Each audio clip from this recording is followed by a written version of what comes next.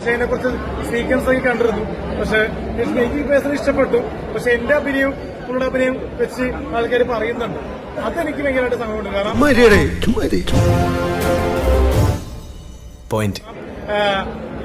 എന്താ പറയുക, സോഷ്യൽ മീഡിയയിൽ അലിൻ ജോസ് പെരേരയാണ് മാധവ് സുരേഷ് എന്ന് പറയുന്നത്. പാവങ്ങൾ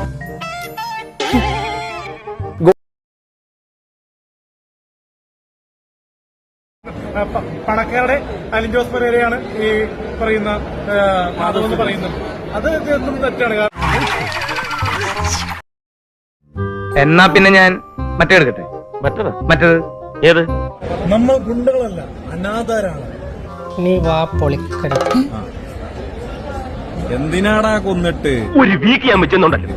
എന്തിനാണ് കൊന്നിട്ട്? എന്റെ ജയ്സാ, ഹോ മതിയായി.